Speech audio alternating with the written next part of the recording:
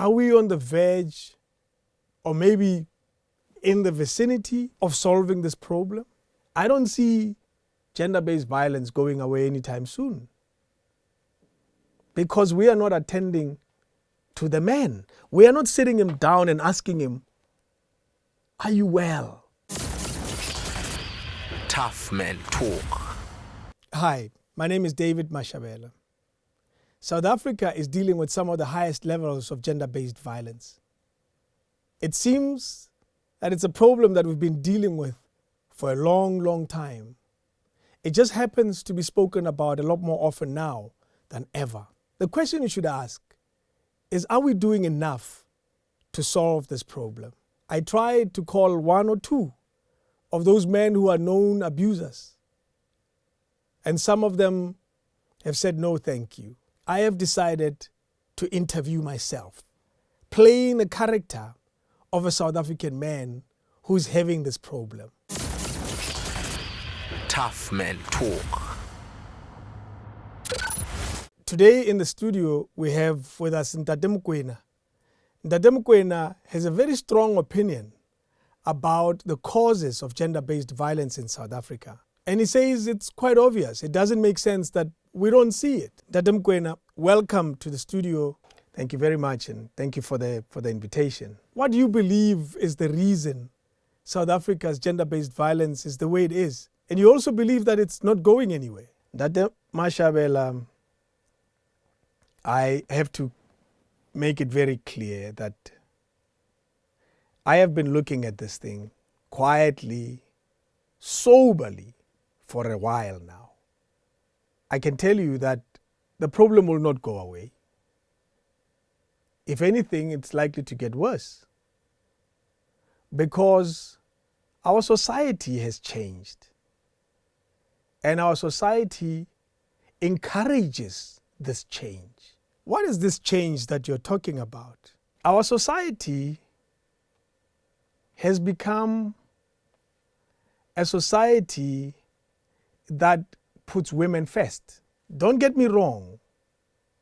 Let me not sound like I'm not for that. I am for it.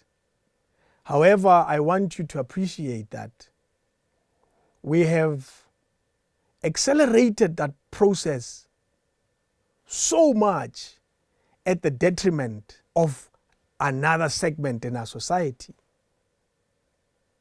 We have become a society that prioritizes women in the workplace. We have become a society that prioritizes women in business, at school, in conversation, the narrative, everything. We exist within a society that prioritizes women. Surely there's nothing wrong with that. Don't get me wrong.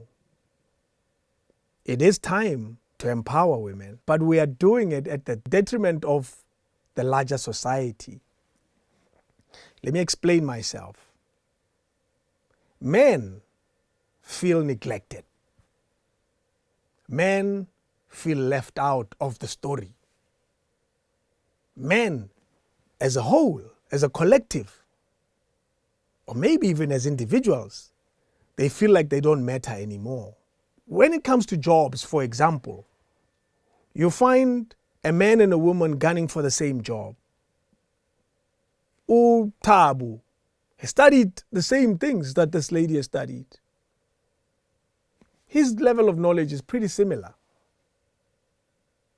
The woman gets hired. He doesn't get the job. In some instances, he resorts to a lower level job, or he doesn't get work at all.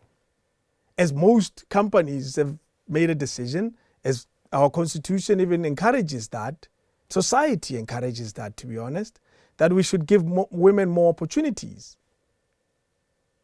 But Thabo is unemployed. Thabo is still a man who exists within a society. Thabo is still a boyfriend. Thabo is still a husband. Thabo is still a brother, a cousin, and so forth. That story encourages women to achieve, but the entire story discourages men to progress. That means in the household, Thabo is earning less. There's a phrase that says a man's voice is not heard or cannot be heard or it's not loud enough when he's broke. Now that's Thabo. Thabo in his home is broke. Thabo in his home struggles to provide. Thabo always resorts and remembers the only thing that he has that's more powerful than the women. And that's his strength. That's his physical strength.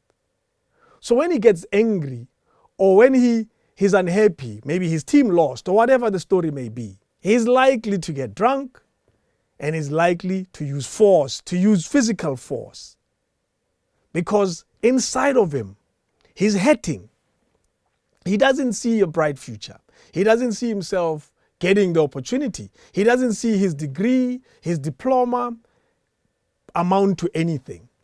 Because society says, put women first. This problem will continue. It will continue for no other reason. Because it is the narrative of the time that we exist in. It is the story that every part of society is pushing for.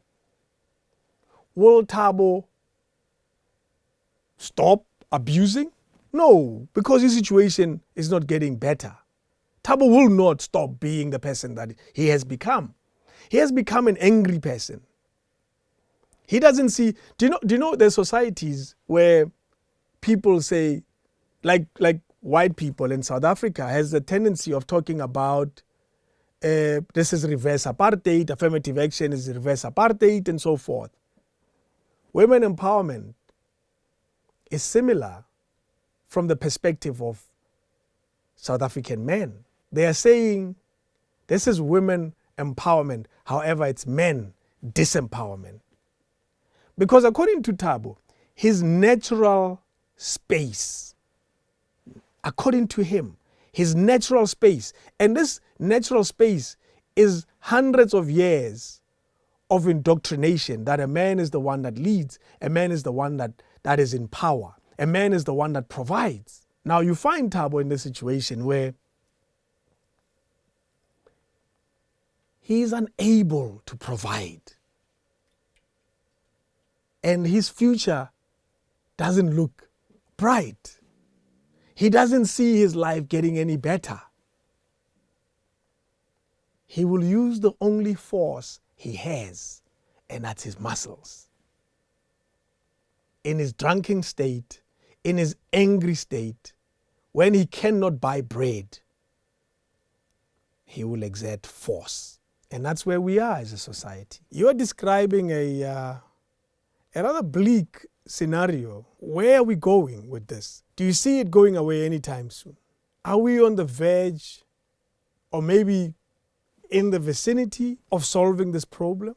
I don't see gender-based violence going away anytime soon because we are not attending to the man. We are not sitting him down and asking him, are you well?